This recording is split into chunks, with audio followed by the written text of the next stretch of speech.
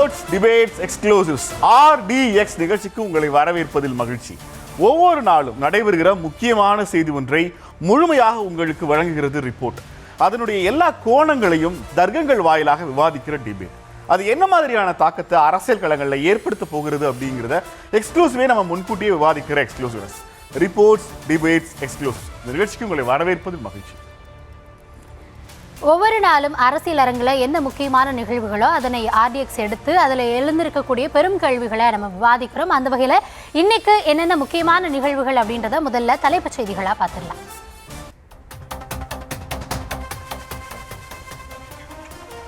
Tamil Nadu Congress கமிட்டிக்கு admin Dravida Munnetra கழகமா?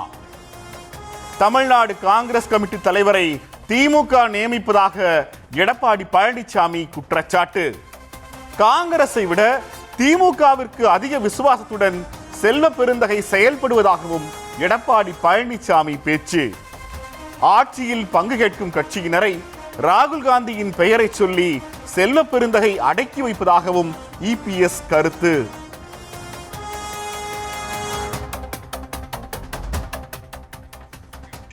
No சொன்ன TTV பேச்சுவார்த்தை தோல்வியா? எடப்பாடி பழனிசாமியை முதலமைச்சர் வேட்பாளராக ஏற்க முடியாது என மீண்டும் ஒருமுறை திட்டவட்டமாக கூறிய டிடிவி தினகரன். அண்ணாமலை முயற்சியால் மட்டுமே தேசிய ஜனநாயக கூட்டணியில் இணைந்ததாகவும் பேச்சு. கூட்டணியில் மீண்டும் இணைய வேண்டும் என்று அண்ணாமலை வைத்த கோரிக்கையை ஏற்கவில்லை என கூறிய டிடிவி தினகரன்.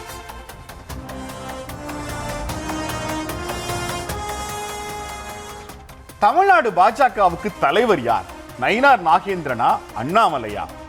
அண்ணாமலை டிடிவி தினகரன் சந்திப்பு நட்பு ரீதியானது என நயினார் நாகேந்திரன் பதிலளித்திருக்கிறார்.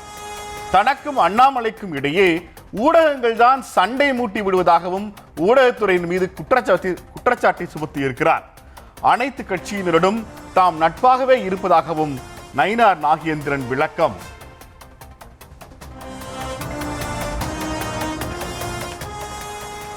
போட்டி போராட்டம் மகனுடன் மல்லுக்கட்டும் ராமதாஸ். வன்னியர் இடஒதுக்கீடு தொடர்பாக அன்புமணிக்கு போட்டியாக போராட்டத்தை அறிவித்திருக்கிறார் ராமதாஸ். அன்புமணியிடம் இருப்பது கட்சி அல்ல கும்பல் என ராமதாஸ் குற்றச்சாட்டை சுமத்தியிருக்கிறார். பாமகவின் சின்னம் தனக்கே சொந்தம் என்றும் அன்புமணி வேண்டுமானால் ஜப்பான், தென்கொரியா, மொரீஷியஸில் போட்டியிடட்டும் என பேச்சு.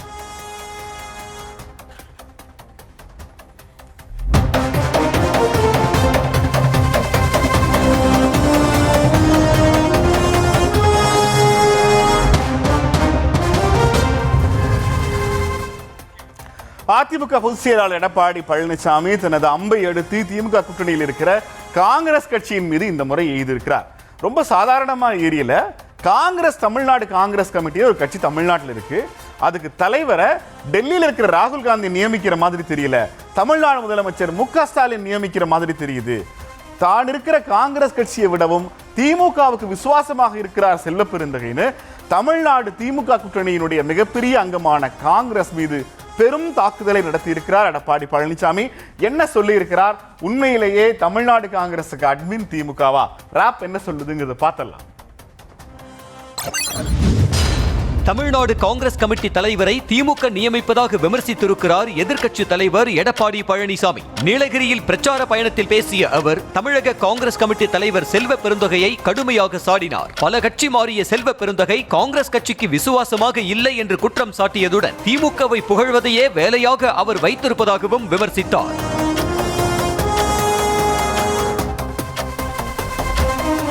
காங்கிரஸ் கட்சியில் ஆரம்பத்திலிருந்து பயணிப்பவர்கள் ஆட்சியில் பங்கு, கூடுதல் தொகுதிகள் கேட்டு வருகிறார்கள். அது திமுக காங்கிரஸ் கூட்டணியில் விரிசல் விழுந்திருப்பதை காட்டுகிறது என்றார் எடப்பாடி பழனிசாமி. தமிழ்நாடு காங்கிரஸ் கட்சியின் கண்ட்ரோல் திமுகவிடம் உள்ளதா? காங்கிரஸ் கட்சியை தமிழ்நாட்டில் வலுப்படுத்துவதற்கு என்ன நடவடிக்கை எடுத்திருக்கிறார் செல்வ பெருந்தகை?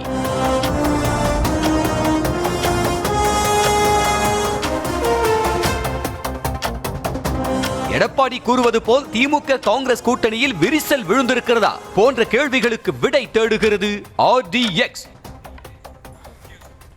தமிழ்நாடு காங்கிரஸ் தலைவர் செல்வ பெருந்தகை மீது நடத்தப்பட்டிருக்கிற இந்த தாக்குதல் ஒரு பெரும் தாக்குதல். நமக்கு எழுந்திருக்கிற பெரும் கேள்வி என்னங்கிறதை முதல்ல பார்த்தரலாம். இந்த செக்மெண்டில் தமிழ்நாடு காங்கிரசுக்கு அட்மின் திமுகவா என்கிற இந்த பகுதியில் நமக்கு எழுந்திருக்கிற பெருங்கேள்வி. தமிழ்நாடு காங்கிரஸ் கமிட்டி தலைவர் செல்வ பெருந்தகை உண்மையில் தமிழ்நாடு காங்கிரஸை பலவீனப்படுத்தி கொண்டிருக்கிறாரா? அதான் நமக்கு எழுந்திருக்கிற மிக முக்கியமான கேள்வி. தமிழ்நாடு காங்கிரஸை பலவீனப்படுத்துகிறாரா செல்வ பெருந்தகை? ஏன் இந்த கேள்வியை இப்ப கேட்கிறோம்னா, காரணமே இல்லாமல் எடப்பாடி பழனிசாமி அவர்கள் அப்படி பேசுகிற நபர் இல்ல. என்ன சொல்லியிருக்காரு அப்படிங்கிறதை முதல்ல பார்த்தரலாம். எடப்பாடி பழனிசாமி அவர்களுடைய ஸ்டேட்மெண்ட் ப்ளீஸ். இன்றைக்கு காங்கிரஸ் கட்சி தலைவர் திரு செல்வ பெருந்தகை பேசுகிறார். அவர் பல கட்சியிலிருந்து வந்தவர். இந்த பிச்சைக்காரர் ஒட்டு போட்ட சட்டை போட்டிருப்பான் பாத்தீங்களா, பிச்சைக்காரர் ஒட்டு போட்ட சட்டை மாதிரி இவர் பல கட்சிக்கு போயிட்டு வந்திருக்கார். அப்பப்போ எந்த கட்சிக்கு போறாரோ அந்தந்த கட்சியுடைய கொள்கையை கடைபிடிக்கிறவர் தான் செல்வ பெருந்தகை. கூட்டணி கட்சியில அங்க வைக்கின்றோம், எங்களுக்கு கூடுதலான இடம் வேண்டும், திராவிட முன்னேற்ற கழகம் ஆட்சிக்கு வராது, ஒருவேளை ஆட்சிக்கு வந்தா ஆட்சியில பங்கு வேண்டும் என்று அழகிரி கோரிக்கை வைக்கிறார். ஆனால் ஒரு காங்கிரஸ் கட்சியுடைய தலைவராக இருந்து செல்வ பெருந்தகை என்ன சொல்கிறார்? ராகுல் காந்தியே ஆட்சியிலே பங்கு கேட்கவில்லை, நீங்கள் கேட்காதீர்கள் என்று சொல்கிறார். உண்மையிலேயே காங்கிரஸ் கட்சி தொண்டனாக இருந்தால், காங்கிரஸ் கட்சி மீது பற்று இருந்தால், ஆரம்ப காலத்தில் இருந்து காங்கிரசுக்கு உழைத்துக் கொண்டிருந்தால் அந்த எண்ணம் வந்திருக்குமா? ஆக அவருக்கு அந்த எண்ணம் எல்லாம் இல்ல. திமுகவை தாங்கி பிடிக்க வேண்டும். திமுக அரசாங்கத்தை இன்றைக்கு தாங்கி பிடித்துக் கொண்டிருக்கின்ற காங்கிரஸ் தலைவர் திரு செல்வ பெருந்தகை என்பதை நாம் எண்ணி பார்க்க வேண்டும். காங்கிரஸ் கட்சிக்கு விசுவாசமா இல்ல, ஆனா திமுக விசுவாசமா இருக்கார். சட்டமன்றத்திலையும் விசுவாசமா பேசலாரு, வெளியிலையும் விசுவாசமா பேசுறாரு. தமிழ்நாட்டுடைய காங்கிரஸ் கட்சியுடைய மாநில தலைவரை திமுக நியமிக்குது.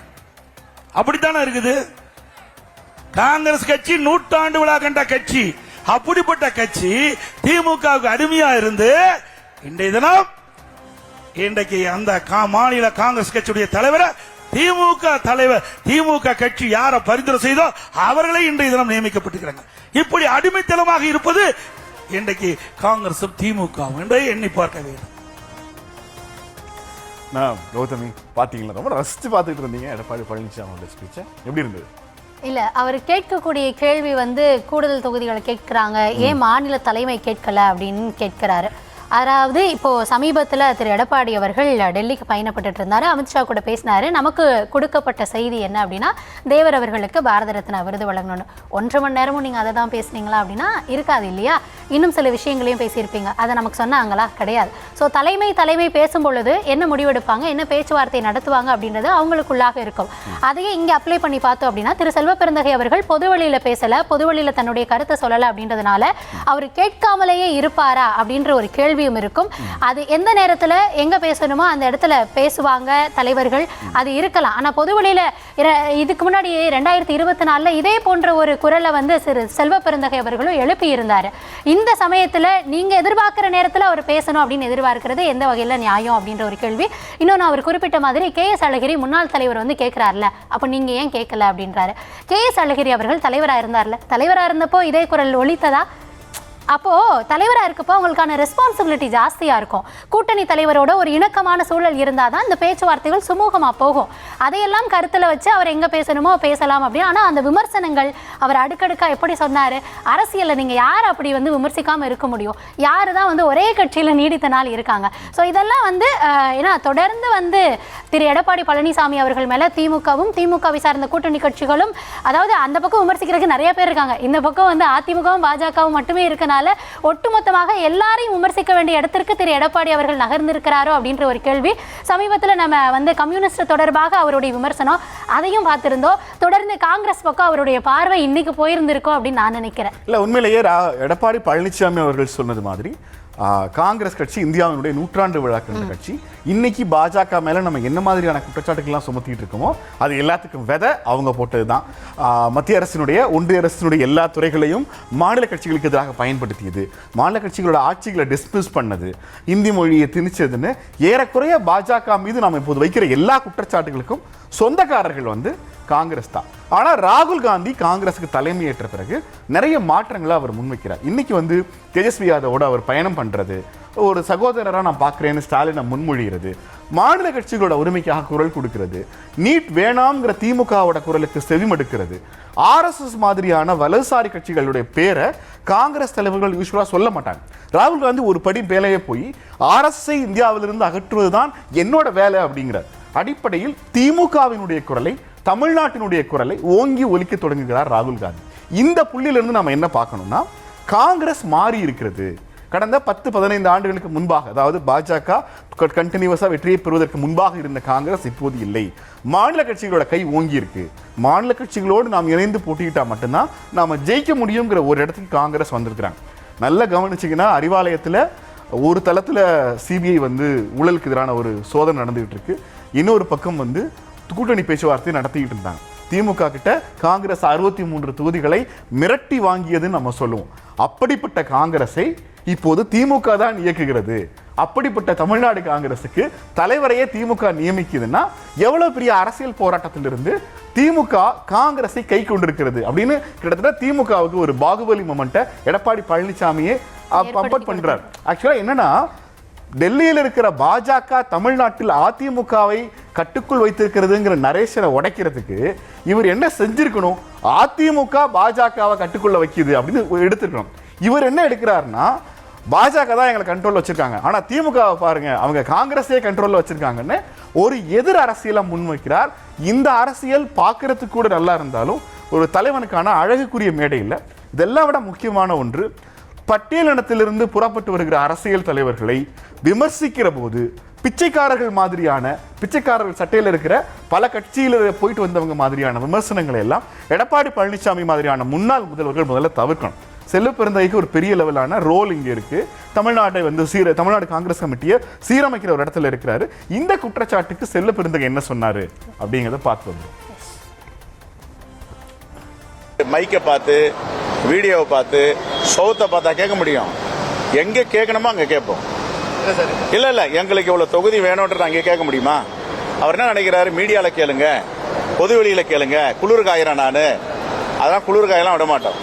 எங்க கட்சி இருங்க 140 ஆண்டுகால பாரம்பரிய கட்சி, 140 ஆண்டுகள் வரலாற்று சிறப்பு மிக்க கட்சி. எத்தனை தேர்தலை சந்திச்சிருப்போம். இந்த தேர்தலையும் அப்படிதான் சந்திப்போம். எங்களுக்கு அகில இந்திய தலைமை இருக்கு. அகில இந்திய தலைமை வழிகாட்டுதல நாங்க கட்சியை நடத்திட்டு இருக்கோம். இவருக்கு என்ன தலைமை இருக்கு? என்ன தலைமை இருக்கு? அவங்க தலைமை விமர்சனம் பண்ணாங்களா? அவங்க கூட தானே போய் கூட்டணி வச்சிருக்காரு. நான் உங்களை பார்த்து கேட்கிறேன், கேட்டாங்களா இல்லையா? அம்மையார் ஜெயலலிதாவை குற்றவாளி, தண்டனை பெற்றவர், அபராதம் செலுத்தியவர், சிறையில் சொன்னாங்களா இல்லையா? அவங்க கூட போய் கூட்டணி வச்சுட்டு எங்களை போய் சொல்லிட்டு இருக்காரு இவரு. எப்படி பேசுறீங்க? இப்படி பேசிருக்காரு. இல்லை, நம்ம சொன்ன பதில் தான் அவரும் சொல்லியிருக்காரு அப்படின்றத புரிஞ்சுக்க முடிகிறது. பொது வெளியில் பேசலை அப்படின்றதுனால நான் பேசலைன்ற அர்த்தம் கிடையாது அப்படின்றதையும் அவர் சொல்லியிருக்காரு.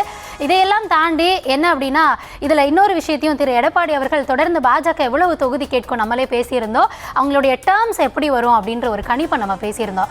அப்போ எடப்பாடி அவர்கள் அந்த பாலை அந்த கிரவுண்ட்லேயே வச்சுக்கிறாரு ஒரு சேஃபர் ஜோனுக்கு அப்படின்னு. பார்த்தீங்களா, காங்கிரஸ்க்கு அவங்க அவ்வளோதான் கொடுத்துருக்காங்க, அப்போ நாங்கள் இங்கே இவ்வளோ தான் கொடுக்க முடியும்.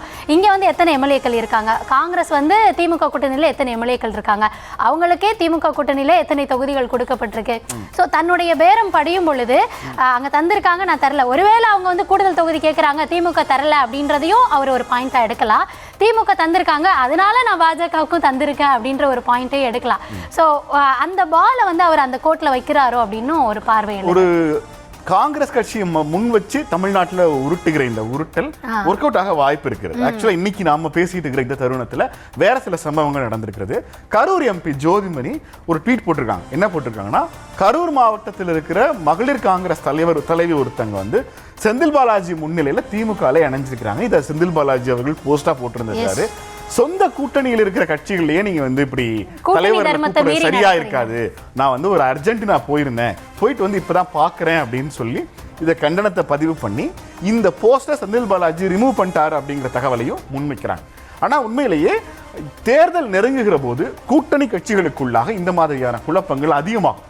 எந்த கூட்டணியாக இருந்தாலும், ஏன்னா ஒரு கட்சியில சீட்டு கேட்டிருப்பாங்க, அந்த கட்சி கூட்டணி கட்சி தொகுதிக்கு ஒதுக்கியிருப்பாங்க. நானே அங்க வரேன், எனக்கே அந்த வேட்பாளரை கிடைக்குமான்னு கடைசி நேரத்தில் ஒரு கட்சியிலிருந்து இன்னொரு கட்சிக்கு போய் அதே தொகுதிக்கு வேற வேட்பாளராக நின்ன வரலாறுலாம் தமிழ்நாட்டு அரசியல் இருக்கு. தேர்தல் நெருங்குகிற போது கூட்டணி வலிமை, பேரம் பேசுறது, தொகுதிகள் யாருக்கு, இந்த மாதிரியான பல விஷயங்கள்ல தலைவராக இருக்கிற யார் தலைவராக இருக்காங்களோ அவங்களுக்கு எப்படியாவது நெருக்கடி கொடுத்து இந்த தேர்தலை இவர் முறையாக கையாளவில்லைன்னு ஒரு கார்டை எடுத்து அவங்களை காலி பண்றதுக்கான அரசியல் எப்போதுமே எல்லா மாவட்டங்கள்லையும் நடக்கும். மாவட்ட செயலாளர்கள் மேல நடக்கும், சிறு கட்சிகளாக இருந்தால் அவங்க மாநில தலைவர்கள் மேலேயும் கூட நடக்கிறதுக்கு நிறைய வாய்ப்பு இருக்கிறது. இன்னைக்கு நாம அடுத்து கேட்க போற மிக முக்கியமான ஒரு கேள்வி என்னன்னா, இந்த செக்மெண்ட்ல எடப்பாடி பழனிசாமி அவர்களுடைய இந்த உரை யாருடைய மொழியில் இருக்குன்னு கவனிச்சீங்கன்னா, பாஜகவின் மொழியில் பேச துவங்கி விட்டாரா எடப்பாடி பழனிசாமி? பாஜகவோட மொழிங்கிறது என்னன்னா, இப்போ உங்களுக்கு சொல்லியிருந்தேன் இல்லையா, ஒரு தலைவர்களை விமர்சிக்கிற போது நமக்கு ஒரு குறைந்தபட்ச அரசியல் நாகரிகம் இருந்திருக்கலாம். அவர் அது உவமைக்கு தான் சொல்லியிருந்தாலும் கூட யாரை குறிப்பா சொல்றாங்க அப்படிங்கிற மாதிரி. இன்னொன்று, இந்த புள்ளியில தமிழ்நாடு காங்கிரஸ் கமிட்டிக்கு யாரெல்லாம் தலைவர்களாக இருந்தார்கள் அப்படின்னு பார்த்தோம்னா நாம உண்மையிலேயே இதை புரிஞ்சுக்கிறதுக்கான வாய்ப்பு இருக்கு. தமிழ்நாடு காங்கிரஸ் கமிட்டிக்கு தலைவர்களாக இருந்தவர்களை பற்றிய ஒரு சிறு அறிமுகம் தான் இது. நம்ம இவங்களை பத்தி நிறைய பேச போறோம். அந்த அறிமுகம் என்ன அப்படிங்கிறத பார்த்துலாம். தமிழ்நாடு காங்கிரஸ் கமிட்டிக்கு தமிழ்நாட்டு அரசியலை புரட்டி போட்டவர்கள் நிறைய பேர் இருந்திருக்கிறாங்க. 1989, 95 வாழப்பாடி ராமமூர்த்தி சாதனைகள், பெரிய சாதனைகள் நம்ம ஒரு நாள் தெளிவாகவே பேசுவோம். குமரி அனந்தன், தமிழிசை சவுந்தரராஜன் அவர்களுடைய தகப்பன் குமரி அனந்தன் அவர்கள் 95 97 வரை தமிழ்நாடு காங்கிரஸ் கமிட்டி தலைவராக இருந்தார். 97 99 வரை KV தங்கபாலு அவர்கள் தலைவராக இருந்தார். இவர்கள் எல்லாருக்குமே ஒரு தனித்த வரலாறு இருக்கிறது. 1999 2000 வரைக்கும் திண்டிவனம் ராமமூர்த்தி, 2000 2002 முன்னாள் மத்திய அமைச்சர், அப்புறம் ஈரோடு எம்எல்ஏவாக இருந்த EVKS இளங்கோவன் அவர்கள், 2002 2003 S பாலகிருஷ்ணன் அவர்கள், 2003 2006 GK வாசன் அவர்கள் ஒருங்கிணைந்த தமிழ்நாடு காங்கிரஸ் கமிட்டி தலைவராக இருந்தார். 2006 2008 M கிருஷ்ணசாமி, 2008 2011 திரும்பவுமாக KV தங்கபாலு. இதுக்கு நடுவில் நிறைய 1 வருஷம் 6 மாசம் 3 மாசம் தலைவர்களாக இருந்தவங்களா இருக்காங்க. நம்ம சுருக்கி தான் கொடுத்துருக்கோம். 2011 2014 ஞானதேசிகன் அவர்கள், 2014 2016 EVKS இளங்கோவன், 2016 2019 முன்னாள் MP முன்னாள் அமைச்சர் சு திருநாவுக்கரசர் அவர்கள், 2019 2024 இந்த பட்டியலே நல்லா கவனிச்சீங்கன்னா ஏறக்குறைய வாழப்பாடி ராமமூர்த்திக்கு பிறகு 5 வருடங்கள் தமிழ்நாடு காங்கிரஸ் கமிட்டி தலைவராக இருந்தவர் KS அழகிரி. 2024 இப்போ வரைக்கும் செல்வப்பெருந்தை இருக்காங்க. இந்த பட்டியல் எதற்காக போடப்பட்டதுங்க அப்படின்னா, தமிழ்நாட்டினுடைய அரசியல திமுக அதிமுக இந்த 2 கட்சிகளையும் ஏதோ ஒரு வகையில பெரிய அளவில் டிஸ்டர்ப் பண்ணவங்க, ஏதோ ஒரு வகையில அந்த தேர்தலை மாற்றி அமைச்சவங்க, அந்த தேர்தலோட போக்க, தமிழ்நாட்டோட போக்க, கூட்டணியோட போக்கையே மொத்தமா 2 ஆட்கள்லாம் கேட்டாங்க. வாழப்பாடி ராமமூர்த்தி, திண்டிவன ராமமூர்த்திலாம் பெரிய வரலாறுகள்லாம் இருக்கும். தமிழ்நாடு காங்கிரஸ் கமிட்டி தலைவர் பதவிங்கிறது உண்மையிலேயே ஒரு திமுக அதிமுகவுக்கு இணையான ஒரு பதவி தான். அந்த பதவியை யார் பயன்படுத்துறாங்கிறது எவ்வளவு முக்கியமோ அதை விட முக்கியம் அப்போது இருக்கிற அரசியல் சூழல். காங்கிரஸ் ஆட்சியில் இருக்கிற போது தமிழ்நாடு காங்கிரஸ் கமிட்டி தலைவர் பதவியோட ரோலும், பாஜக 3 முறை ஆட்சியில் இருக்கிற போது தமிழ்நாடு காங்கிரஸ் கமிட்டி தலைவர் பதவியும் ஒன்னா இருக்க வாய்ப்பு இல்லை இல்லையா? எஸ், நம்ம பெருங்கல்வியா நம்ம பார்த்ததே முன்னாடி பாஜகவினுடைய மொழியில பேச துவங்கி விட்டாரா எடப்பாடி பழனிசாமி அவர்கள் அப்படின்றதான் கேள்வி. இந்த விஷயம் சொல்ல வந்தது அது என்னன்னா, ஏன் செல்வப்பெருந்தகைக்குரிய நம்மளால பேச முடியலன்னா, செல்வப்பெருந்தகையினுடைய மொழி என்பது ராகுல் காந்தியினுடைய மொழியாக இருக்கிறது. ராகுல் காந்தி என்ன நினைக்கிறாரோ, என்ன அவர் தமிழ்நாட்டை எப்படி ஃபீல் பண்றாரோ, தமிழ்நாட்டோடு என்ன பெர்சன்டேஜ்ல நம்ம ரிலேஷன் வச்சுக்கணும்னு நினைக்கிறாரோ, செல்வப்பெருந்தகை அதை பேசுகிறார். செல்வப்பெருந்தகை பேசாம இருக்கிறாரு அப்படின்னு சொல்லி செல்வப்பெருந்தகைக்கு எதிரான ஒரு அரசியலை பாஜக செய்வது போல அதனுடைய மொழியில் எடப்பாடி பழனிசாமி செய்கிறார் அப்படிங்கிறது அந்த பட்டியலை சொன்னோம். எஸ், ஏன்னா இதற்கு முன்னால் இருந்த எல்லாருமே தனித்த ஆளுமைகள், அவங்களுக்குன்னு ரோல் இருந்தது. அவங்க தமிழ்நாட்டில் இந்த காங்கிரஸ் இந்திரா காந்தியை சேலஞ்ச் பண்ண ஆட்கள் காமராஜர் காலத்தில். ஸோ ஆப்வியஸா இப்போ அதுக்கான சூழல் இல்லை. இப்போது இருக்கிற சூழல் தேசிய தலைமை என்ன நரேஷன்ல போறாங்களோ அந்த பெர்ஸ்பெக்டிவ்லயே தமிழ்நாடு காங்கிரஸ் கமிட்டி இழுத்துட்டு போறதான். அதனால நான் செல்வப்பெருந்தகைக்கு இப்போது இருக்கிற பணியை அவர் சிறப்பாக செய்கிறாரா அப்படிங்கிறது தெரியல, ஆனால் அதை மோசமா செய்யலைன்னு நம்ம சொல்ல வரோம். கண்டிப்பா இதுல ஒட்டுமொத்தமாக அவருடைய அந்த மொழி அப்படின்றதை கடந்த சில நாட்களாக திமுக இருக்கக்கூடிய கூட்டணிகள்ல அந்த விமர்சனம் அப்படின்றத எதிர்க்கட்சி தலைவர் தொடர்ந்து முன்வைத்துக் கொண்டிருக்கிறார். இந்த நேரத்துல திமுக கூட்டணி பிளவையே சந்திக்கும் அப்படின்ற ஒரு குரலை முன்வைக்கிறார். அதே நேரத்துல காங்கிரஸ்காரங்க என்ன சொல்றாங்க அப்படின்னா, ஒவ்வொரு முறையும் எந்த கட்சி ஆட்சியில் இருக்கிறதோ அது எங்களோட கூட்டணியில் இருந்தது அப்படின்ற அந்த வாதத்தையும் முன்வைக்கிறாரு. ஆனால் சில ஆண்டுகளில் வந்து என்ன ஆச்சு அப்படின்ற கேள்வியும் நம்ம எழுப்புறோம். ஆனால் கடந்த தேர்தலையும் சரி இந்த தேர்தலை பொறுத்த வரைக்கும் திமுக கூட்டணி பலத்தோடு தான் வெற்றி பெறாங்க அப்படின்றப்போ இந்த முறையும் அதற்கான வாய்ப்பு தான் அதிகமாக இருக்கு. அப்படி இருக்கப்போ நாங்கள் தொகுதிகளை கேட்போம், எங்களுக்கான அதிகாரத்தையும் கேட்போம் அப்படின்றதுல தவறு இல்லை. ஆனா அதை நாங்க பாத்துக்கிறோம், அதை நீங்க சொல்லாதீங்க அப்படின்றது அவங்களுடைய மொழியா இருக்கு.